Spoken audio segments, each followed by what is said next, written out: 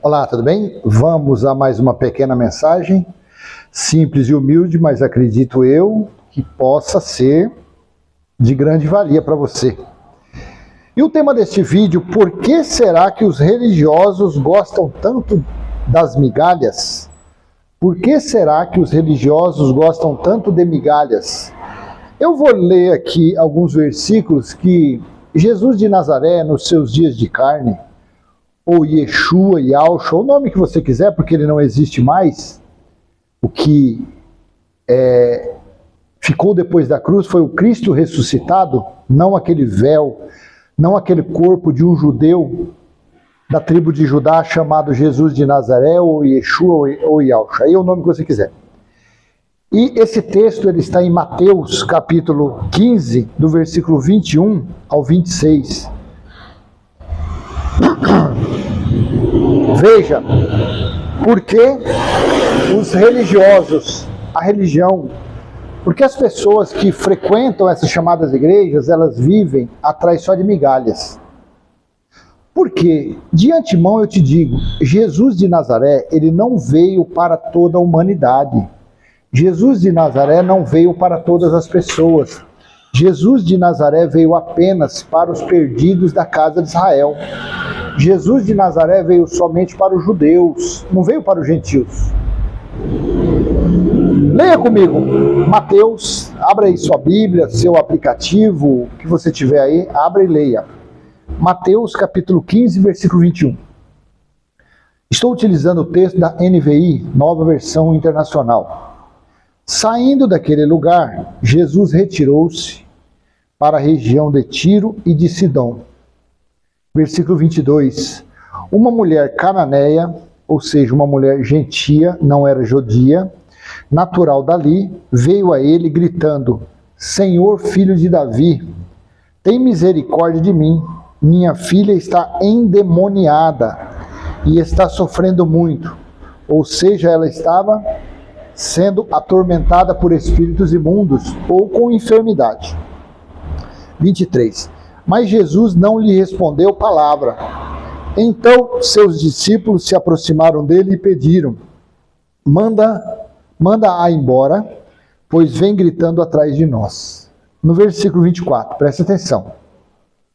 Ele respondeu a quem? Aquela mulher cananeia: eu fui enviado apenas às ovelhas perdidas de Israel.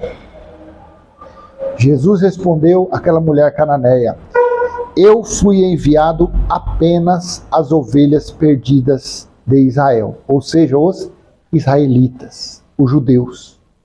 Os que faziam parte das 12 tribos de Israel, o povo eleito por Deus.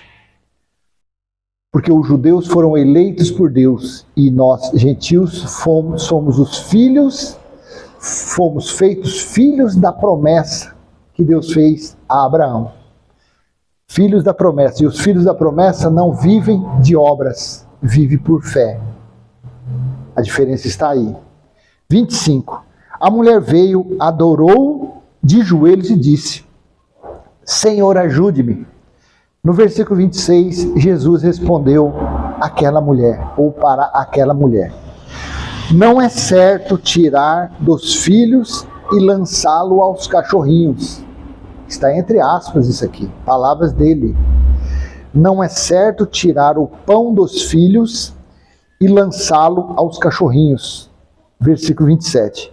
Disse ela, porém: sim, Senhor, mas até os cachorrinhos comem das migalhas que caem da mesa dos seus donos.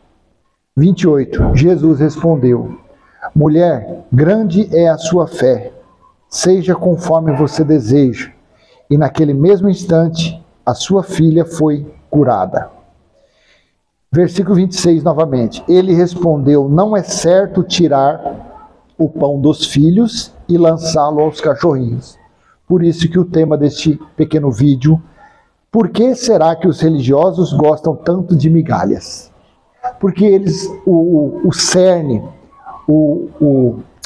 os ensinos principais dos religiosos está onde? Em Jesus de Nazaré. A maioria dos hinos, dos louvores, das músicas evangélicas, das músicas aí gospel, é Jesus de Nazaré, é o filho de Davi. E eles praticam o batismo porque Jesus batizou. Eles fazem jejum porque Jesus jejuou. Eles dizem, não, nós temos que praticar as leis porque Jesus praticou. Então, a base, o fundamento religioso é Jesus de Nazaré. Mas Jesus de Nazaré, primeiro, ele não era religioso, e segundo, ele mesmo disse que ele veio somente para os judeus. Ele veio somente para os israelitas, ele não veio para os gentios. Aí a mulher estava o quê? Esperando cair migalhas para que ela viesse comer, para que ela viesse saciar-se. É assim ou não é a religião? Você que é o religioso, você vai contestar isso?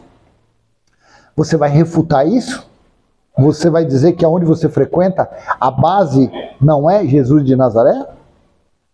A base do seu ensino, que você tem aprendido, que você tem vivido, não está fundamentado nos livros históricos de Mateus, Marcos, Lucas e João? Então, você é um enganado, você é um escravo, você é tratado como um cachorrinho e você não sabe disso. Por isso que você é feito marionete. Por isso que os seus líderes tomam tudo que você tem. Por isso que você entra com o bolso cheio, sai lá com o bolso vazio, só falta sair nu.